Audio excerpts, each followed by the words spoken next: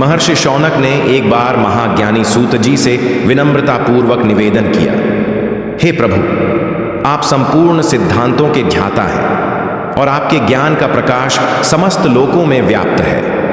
मैं आपसे प्रार्थना करता हूं कि मुझे पुराणों की कथाओं के सारतत्व का विशद वर्णन करें। मुझे यह जानने की उत्कट इच्छा है कि ज्ञान और वैराग्य के साथ भक्ति के माध्यम से विवेक की वृद्धि कैसे होती है।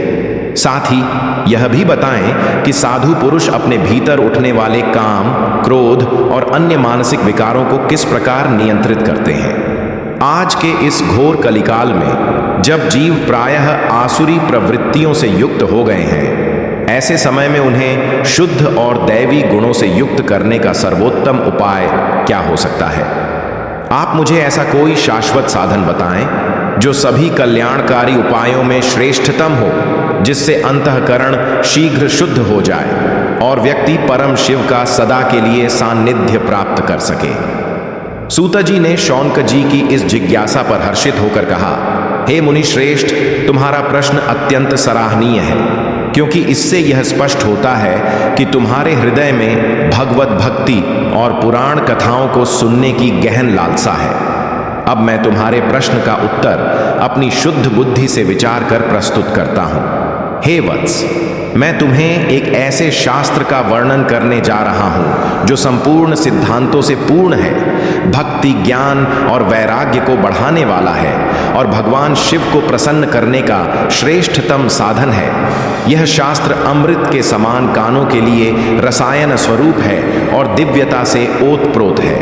इसे सुनने मात्र से मनुष्य के सभी विकार दूर हो जाते हैं और उसकी आत्मा पवित्र हो जाती है। यह शास्त्र और कुछ नहीं बल्कि शिव पुराण है। शिव पुराण की महिमा इतनी अद्भुत है कि यह काल रूपी सर्प के विष से बचाने वाला और मनुष्य को परम शांति प्रदान करने वाला है। प्राचीन काल में स्वयं भगवान शिव ने इसका प्रवचन किया था। इस पुराण का उद्देश्य ही कलयुग के मनुष्यों का उद्धार करना है। गुरुदेव वेद व्यास ने सनत कुमार मुनि से इस दिव्य ज्ञान को प्राप्त कर बड़े आदर और श्रद्धा से इसका संक्षेप में संकलन किया। हे शौनक, इस पुराण का श्रवण और अनुसरण करने से मनुष्य के सभी पाप धुल जाते हैं, उसका अंतःकरण निर्मल हो जाता है और वह परम शिव की अनंत कृपा का पात्र बन जाता है। यह कलयुग के समस्त कष्टों और विकारों का समाधान है। अब तुम इसे पूरी श्रद्धा से सुनो और दूसरों को भी सुनाओ।